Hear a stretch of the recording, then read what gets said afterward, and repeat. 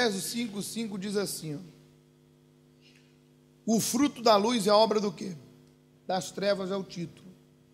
No versículo 5 diz, sabei, pois isso, nenhum incontinente ou impuro ou avarento, que é idólatra, tem herança no reino de Cristo, em Deus.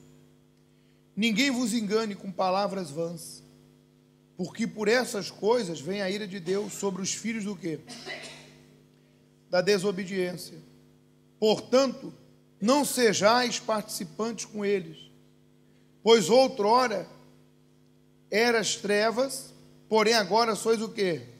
Luz no Senhor. Andai como filho do quê? Da luz. Porque o fruto da luz consiste em toda bondade, justiça e verdade,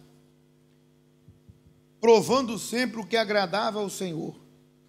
E não sejais cúmplice nas obras infrutíferas das trevas. Antes, porém, o quê? Reprovai-as. É isso? Reprovai-as. Vamos ler o versículo 11 novamente. E não sejais cúmplice nas obras infrutíferas das trevas. Antes, porém, reprovai. Ponto. Deixa eu explicar algo para você. Onde que está o maior erro de todos nós, seres humanos, em relação ao pecado? Quando a pessoa diz, a carne é fraca, querendo justificar seu pecado, mas a Bíblia diz que o Espírito é o quê? Forte. Quando a Bíblia diz que o homem é falho, sim, porque podemos inconscientemente pecar, ou podemos, por não vigiar, cair em tentação. Foi o que Jesus falou, vigiai, orai, para que não entre em tentação. Então, a gente pode vacilar e pecar. Mas aonde está o erro? O erro está diante dos olhos de Deus em a pessoa não aborrecer o pecado, e sim aborrecer Deus. Porque entenda, há pessoas que, da maneira que ela fala sobre o seu pecado, ou seus erros cometidos, se percebe o sentimento que ela tem em relação àquele pecado. Há pessoas que não reprovam o pecado, não odeiam o pecado. Há quem veja o seu pecado, sua fraqueza, seus erros, como algo natural, como algo comum. E isso, aos olhos de Deus, mostra que aquela criatura não se arrependeu, ou que ela não reprova aquele erro, que no fundo, ela pensa que não é nada demais. Porque ela diz assim, mas o pastor não sabe da minha condição. Quer dizer, justificando o seu erro. O pastor não me entende. Mas quem disse que eu preciso entender para você obedecer a Deus? Seu compromisso não é comigo, é com Deus. E aí começa o erro. Aí começa uma sucessão de erros, pior do que o próprio pecado, que é tentar explicar o inexplicável, tentar aceitar o inaceitável. E aí a pessoa diz assim, mas eu toquei no dízimo porque eu precisei. O pastor não sabe da minha condição. Eu precisei, Deus me entende. Você que diz assim, Deus entende o pecado, tem uma outra palavra, depois eu dou a referência para você, que diz assim, 6 coisas o Senhor aborrece, e a 7ª ele abomina: olhos altivos, língua mentirosa, mão que derrama sangue inocente, coração que trama projetos iníquos, pés que apressa para correr para o mal, e a testemunha falsa que profere mentiras, e o que semeia contenda entre os irmãos. Deus abomina o pecado. Deus odeia o pecado. Mas olha o que o ser humano chega a dizer: Deus entende. Meu Deus, pelo amor de Jesus, não diga isso. Deus nunca vai aceitar o pecado. Ele aceita o pecador, mas o pecador arrependido. Ele aceita o pecador arrependido, de coração aquebrantado, humilhado aos pés da cruz. Mas ele jamais vai aceitar que eu esteja aqui dentro e que eu seja cúmplice, conivente com as obras do quê? Das trevas. O pecado é as obras das... que eu seja cúmplice e que eu tente me justificar diante dele em relação àquele pecado. Quando Deus espera que eu abomine o pecado, que eu odeie o pecado, tal qual ele odeia. Veja que quando a pessoa nasce de Deus, porque esta desejou o Espírito Santo mais do que qualquer coisa na face da terra, quando a pessoa nasce de Deus, nasce do Espírito Santo, ela odeia o pecado.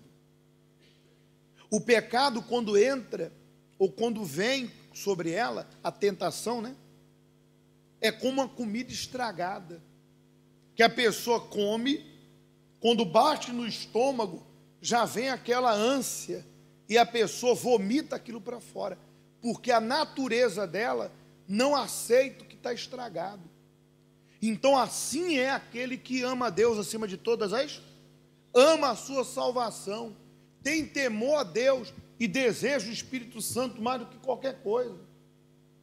Quando vem alguém fazer fofoca, ela fala: por favor, não quero saber disso não. Quando o diabo oferece o pecado, ela já se desvia do... não, esse lugar aqui não vai me fazer bem, essa pessoa não vai me fazer bem. Quando o diabo tenta ela, a mentira, está amarrado, eu não vou fazer isso.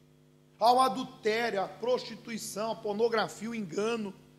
Quando o diabo tenta fazer ela servir a Deus na base da carne, a pessoa, ela relaxa espiritualmente, ela não tem tempo de orar, de buscar. Quando vem aqueles pensamentos que ela já fez de tudo o que tinha que fazer, ela repreende e ela permanece no primeiro amor. Não, a minha vida, ela tem que ser desde o início. Eu tenho que estar ali aos pés de Jesus como Maria. Eu tenho que ter minha oração diária. Eu tenho que buscar na palavra. Eu tenho que jejuar contra a minha carne. Eu dependo dessa comunhão. Então, tudo que é agradável, tudo que é bom, tudo que é favorável, tudo que é de Deus, isso ocupa a mente dela. Mas tudo que não presta, ela odeia. Ela abomina. Não tem conversa. Não tem conversa com o pecado. Não tem acordo. Não tem acordo com o pecado. Não tem conversa com o pecado. Eu odeio o pecado. Eu abomino o pecado. E em relação a ele, em relação ao pecado, eu sou radical. A ponto das pessoas até me achar arrogante, até me achar grosso, estúpido, porque em relação ao pecado é a minha alma, porque a Bíblia diz: a alma que pecar, essa morrerá. Existem pessoas lá fora e pessoas no nosso meio que tratam o pecado como se fosse algo natural e que faz até comentários malignos sobre o pecado. Não é tão mal assim não é bem desse jeito. Olha, senhor, senhora, eu respeito muito você, mas se você quer mergulhar no inferno, vá sozinho. Se você quer mergulhar no inferno, vá só. Não tente me levar não, que você está amarrado em nome de Jesus. Não venha falar para mim que a mentira não é bem assim. Não venha falar para mim que roubar Deus entende. Não venha falar para mim que viver uma vida ao avesso do que Deus quer, isso não é nada demais. que Deus entende. Deus jamais vai entender o engano, Deus jamais vai entender a mentira, Deus jamais vai aceitar que eu fique dentro da casa dele em fraude. Está lá escrito, Salmo 107, 101, 7. Não há de ficar em minha casa o que usa de fraude. E Deus não está falando isso para você, colocando um peso sobre você, porque o que pesa sobre você não é a palavra, o que pesa sobre você é o pecado. A palavra de Deus não pesa. Jesus disse, meu fardo é suave e leve. Quem dera eu ter vivido lá fora com o fardo de Jesus. Eu carregava era o fardo do capeta, porque o diabo não alivia para ninguém. O diabo bota o pé no pescoço. Ele domina a mente, presta atenção, domina a mente, domina o coração, humilha, perturba. Esse fardo aí, você não pode querer carregar. Agora, obedecer a Deus não é fardo. Servir aquele que morreu por mim não é fardo. Afinal, ele não carregou meus pecados. Ele não pagou o alto preço que ninguém aqui pagaria, porque ninguém aqui ofereceria seu filho por alguém. Ele pagou o alto preço entregando a própria vida. Então hoje eu tenho que reprovar. Você tem que reprovar as obras do quê? Não é tratá-la como se fosse algo normal. Ah, Deus me entende. Ah, não é bem assim. Lembra do que Jesus falou para aquela mulher adúltera? Mulher, cadê os teus acusadores? Senhor, não ficou ninguém, nem eu te condeno, né? Vai, e se não der, pula a cerca de novo.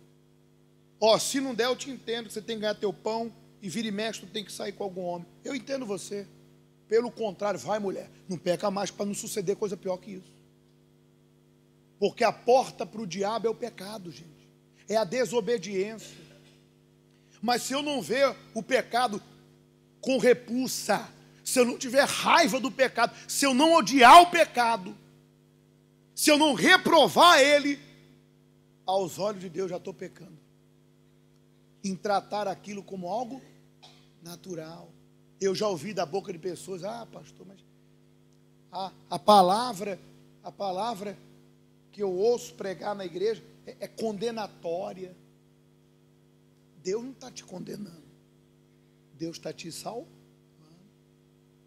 É porque quando você não reprova o pecado e você quer permanecer nele, aquilo que condena o que você gosta, para você é condenatório. Porque Deus jamais vai reprovar, Deus jamais vai aceitar o pecado. Ele reprova o pecado. Ele odeia o pecado. Mas ele ama o pecador, o arrependido, aquele que se entrega. Por isso que uma pessoa nessas condições não pode receber o Espírito Santo.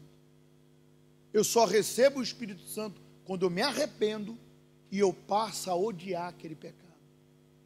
E no trato ao pecado, eu sou radical. Não quero conversa. Eu não aceito esse tipo de coisa. Por quê? É a minha vida com Deus, gente. Quer que eu diga para você? Para você estragar algo é rapidinho. Mas para você construir uma vida com Deus, é oração. É resistência, é temor. É obediência. É lá fora você se policiar. É você viver ali, ó, em obediência a quem? Mas para tu estragar a tua vida é rapidinho. Por isso, chega alguém para mim e fala, poxa, o diabo quer minha alma de volta. Aí chega uma pessoa para mim e fala, não é bem assim. Pelo amor de Deus. Você está brincando com o que é sério. Você está brincando com coisa séria. Você está brincando com a minha alma. Quer brincar com a sua, vai em frente. Quer viver o inferno na terra e depois o lago do fogo no porvir? Vai em frente. Agora não venha falar para mim que não é bem desse jeito. Não venha falar para mim que Deus me entende. Não venha falar para mim, Deus compreende que a carne é fraca. Não venha não, pelo amor de Deus, você está amarrado em nome de Jesus. Não vem dizer para mim que o que é estragado eu tenho que comer. E mesmo sendo estragado, come aí. Tenta engolir isso aí, porque no fundo, não vai te fazer tão mal. Pelo amor de Deus. Isso vai me separar de Deus, vai me privar do Espírito de Deus, vai me condenar ao inferno, e você diz que não é tão mal assim. Não brinca com o que é sério, gente. Reprove as obras do quê? Das trevas. Quer que eu vá mais além? Se tu anda com uma pessoa que trata o pecado como algo normal, sai de perto. Corta a amizade com essa pessoa. Desde a infância, é amigo, traz para Jesus. Se não quiser, corta. Boa tarde, bom dia, vai com Deus. Porque enquanto você tiver do teu lado alguém que não reprova, aprova as obras das trevas, tu vai estar um passo a fazer o que ele faz. Eu trabalho com pessoas incrédulas. Tem nada a ver. É óbvio que você vai ter que trabalhar com pessoas incrédulas. Eu convivo na minha família com pessoas incrédulas. Repito, não tem nada a ver. Uma coisa é você conviver por testemunho, outra coisa é você se envolver. É você se envolver. É óbvio que eu convivo. Eu sou humano, eu vou para a praia, eu vou no cinema, eu vou lá no churrasco, vou lá na festa. Amém? É testemunho. Agora, uma coisa é eu me envolver com as coisas do pecado. Então, em nome de Jesus, agora nós vamos confessar. E se você diz, pastor, eu não tenho dentro de mim esse temor, então tu vai dizer, Jesus, o Senhor falou comigo hoje, esse é o meu problema. Senhor, não reprova o pecado. Eu faço, depois eu peço perdão, mas eu torno a fazê-lo, porque eu não me arrependi dele. Porque na minha cabeça, Deus, eu não vejo algo tão mal nisso que eu faço, mas eu sei que isso que eu faço me separa de Ti. Deus, me ajuda a criar nojo, ojeriza, repúdio das coisas erradas. Põe em mim o Teu Espírito. Davi fez essa oração. Põe em mim o Teu temor. Dai-me um coração puro. Amém? Se você não fizer isso, Deus não vai poder mudar o que está aí dentro. Mas se você quer mudar, fique de pé, todos, por favor.